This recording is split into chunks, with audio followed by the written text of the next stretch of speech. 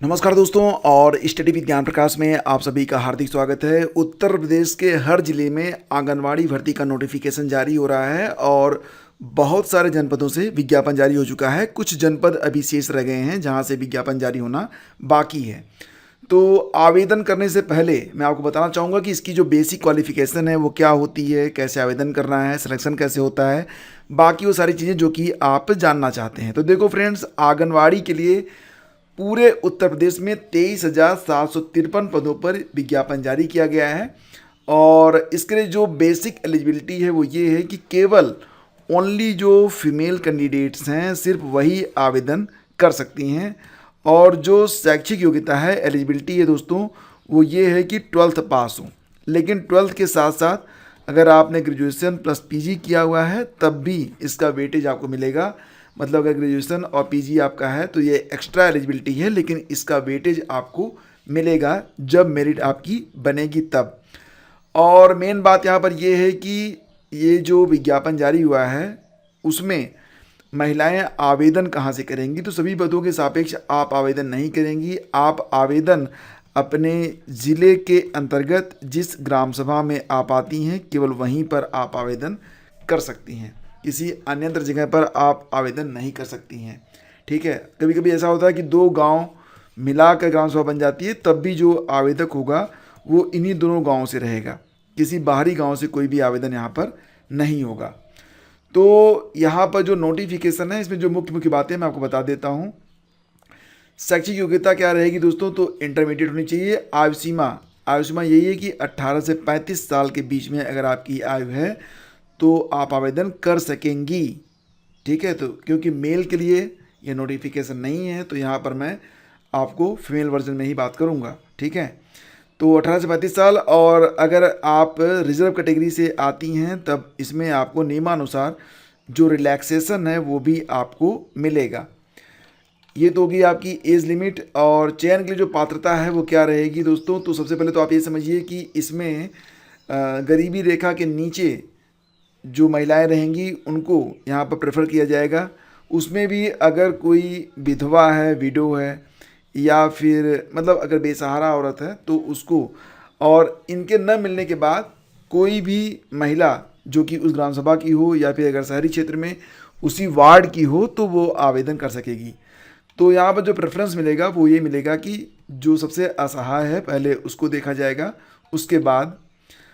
तो फ्रेंड्स, इसी प्रकार से यहाँ पर जो मुख्य बातें हैं उसको ध्यान समझिए। लिखा गया कि विधवा, तलाकशुदा, परित्यक्ता, महिला के गरीबी रेखा के ऊपर जीवन यापन करने वाले परिवार का अभ्यर्थी न मिलने पर उसी ग्राम सभा, वार्ड और शहरी क्षेत्रों में गरीबी रेखा के ऊपर जीवन यापन करने वाले परिवार की महिलाएं आवेदन कर सकेंगी। बेसिकली यहाँ पर आवेदन तो सभी कर सकेंगी लेकिन प्रेफरेंस जो है वो मिलेगा। ठीक है, आवेदन जो है वो ऑनलाइन रहेंगे। और इसके बाद जो मुख्य बात है कि मेरिट कैसे बनेगी। देखो फ्रेंड्स, यहाँ पर जो मेरिट बनेगी वो इस प्रकार से बनेगी कि मान लेते हैं कि आपका जो हाई स्कूल है उसमें आपके 50% अंक हैं, तो इसका जो इंडेक्स निकलेगा वो 50/10 बराबर 5 बन जाएगा। इंटर में अगर आपके 60% अंक हैं तो इंडेक्स बनेगा 60/10 बराबर 6 बन जाएगा। और अगर आपने यहाँ पर ग्रेजुएशन किया हुआ है और ग्रेजुएशन में आपका जो इंडेक्स है वो 70 नंबर है तो 7/10 बराबर 7 बन जाएगा। तो 6 5 11 7 18 ये आपका इंडेक्स हो जाएगा।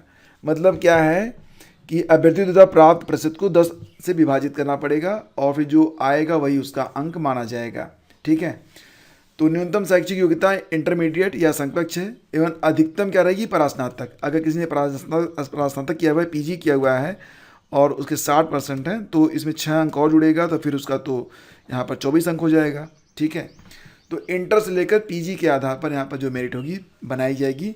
पीएचडी वगैरह वालों को कोई भी प्रेफरेंस यहाँ पर नहीं मिल रहा है। खैर, यही बड़ी बात है कि इस पद पर पीजी वाले भी अप्लाई जरूर करेंगे। तो समस्त पदों को, समस्त परीक्षाओं के अंकों को जोड़ने के बाद जो फाइनल मेरिट लिस्ट होगी वो तैयार की जाएगी। लेकिन अगर इस पर भी दो अभ्यर्थी ऐसे सामने आते हैं जिनका जो इंडेक्स है वो बराबर है तो जो इसकी एज ज़्यादा होगी उसको वरीयता दी जाएगी। ठीक है, तो समझ गए आप कि आपका सिलेक्शन कैसे होगा। यहाँ पर कोई परीक्षा नहीं है, कोई फीस आपको नहीं देनी है। और चयन सूची जो तैयार की जाएगी तो उस पर जिलाधिकारी अनुमोदन कर देंगे, फिर आपकी नियुक्ति जो होगी वो हो जाएगी। ठीक है, तो दोस्तों अब यहाँ पर मैं आपको दिखाता हूँ, वेबसाइट पर चलते हैं। तो ये है वेबसाइट, लिंक वीडियो के डिस्क्रिप्शन में है। तो आपके जनपद में वैकेंसी है या नहीं है तो कैसे चेक करेंगे? तो सबसे पहले तो आप लेटेस्ट वैकेंसीज नोटिस पर आ जाइए।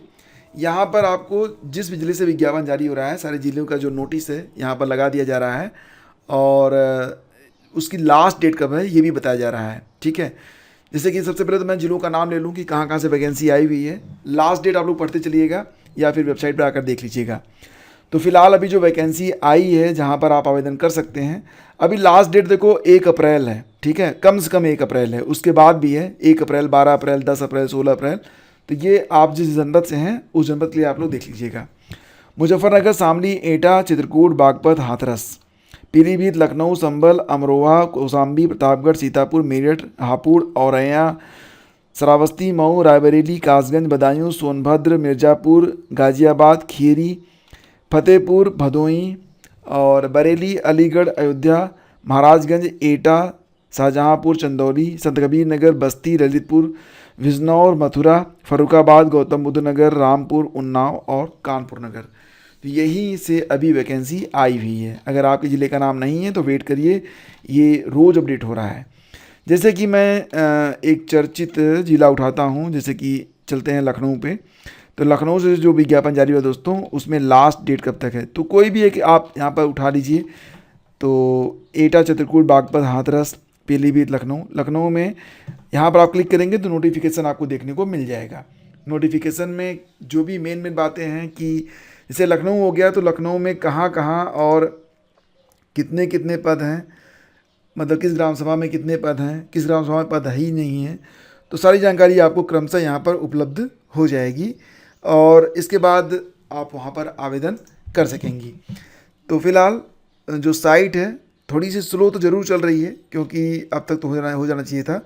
ये ब्रॉडबैंड की स्पीड है, उसके बावजूद भी जो आपका नोटिफिकेशन है थोड़ा सा स्लो डाउनलोड हो रहा है। एनीवे डाउनलोड हो जाता है, फिर इसको देखते हैं। तो फ्रेंड्स, यहाँ पर जब आप आवेदन कर लेंगे उसके बाद जो चयन की प्रक्रिया है, आपका हाई स्कूल, इंटरमीडिएट, ग्रेजुएशन और पीजी के आधार पर आपकी मेरिट बनेगी और मेरिट के बाद संस्तुति कर दी जाएगी। ठीक है, तो दोस्तों यहाँ पर आप देख पा रहे होंगे ये कार्यालय जिला कार्यक्रम अधिकारी लखनऊ की ओर से विज्ञप्ति जारी हुई है और इसमें सारी जानकारी आपको दे दी गई है कि दिनांक 21 मार्च को वर्णित व्यवस्था के अनुसार 21 मार्च 2023 को वर्णित व्यवस्था के अनुसार जनपद लखनऊ के शहरी और ग्रामीण परिक्षेत्रों में संचालित बाल विकास परियोजना में आंगनवाड़ी कार्यकर्त्री के मानदेय पर आधारित रिक्त पदों पर नियुक्ति के लिए सीधी भर्ती प्रक्रिया के तहत विभागीय वेबसाइट upanganwadi.in पर ऑनलाइन आवेदन आमंत्रित किए जाते हैं। तो आप देख सकते हैं परियोजना का नाम क्या है और आंगनवाड़ी कार्यकर्त्री के रिक्त पद कितने हैं। आलमनगर, अलीगंज, बक्सी का तालाब, चिन्हट, गोसाईगंज, काकोरी, माल, मलिहाबाद। तो कुल पद यहाँ पर 295 हैं। जैसे कि आलमनगर में ग्रामीण में कोई पद नहीं, शहरी में मात्र 53 है और चिन्हट में ग्रामीण में 13 पद हैं और शहरी में कुल 36 पद हैं, टोटल 49 है और सभी को जोड़कर देखा जाए तो कुल पदों की संख्या यहाँ पर 531 है। ठीक है, आवेदन कैसे करना है आपको, तो जो वेबसाइट है upanganwadi.in, इस पर जाके आप आवेदन कर सकते हैं। और ध्यान दीजिएगा कि विज्ञप्ति के लिए केवल महिला अभ्यर्थी ही पात्र हैं और आंगनवाड़ी कार्यकर्त्री पद के लिए न्यूनतम शैक्षिक अर्हता इंटरमीडिएट और उसके समकक्ष होगी। मेरिट का निर्धारण जो होगा वो इंटर से लेकर पीजी तक की योग्यता के आधार पर होगा और आवेदिका को रिक्त पद के वार्ड, ग्राम सभा का निवासी एवं ग्राम सभा में उक्त श्रेणी में पात्र अभ्यर्थी न होने की स्थिति में संबंधित न्याय पंचायत की निवासी होना कंपलसरी है। न्यूनतम उम्र 18, मैक्सिमम 35 और विज्ञप्ति पदों पर केवल विभागीय वेबसाइट के माध्यम से आवेदन कर सकते हैं। तो बस इतनी सी चीज़ें यहाँ पर हैं। वरीयता में यहाँ पर दिया गया है, मैंने आपको बताया था कि उसी ग्राम सभा की या शहरी वार्ड की जो गरीबी रेखा के नीचे की महिलाएं हैं, विधवा, फिर तलाकशुदा, फिर परित्यक्ता, तो इस प्रकार से जो है आपको यहाँ पर सबसे पहले मतलब प्रेफर किया जाएगा जो गरीब हैं, जो ज़्यादा बेसहारा हैं। ठीक है, तो दोस्तों ये है पूरी अपडेट। विज्ञापन मतलब एक इसकी PDF मैं शेयर कर दूंगा टेलीग्राम चैनल स्टडी विद ज्ञान प्रकाश पर, ताकि आप समझ पाएँ, और जो ये मूल विज्ञापन था इसको भी मैं शेयर कर दूंगा ताकि आप इसे भी देख पाएँ। अधिक जानकारी मिल जाएगी आपको studyvithgyanprakash.com पर बहुत ही संक्षेप में।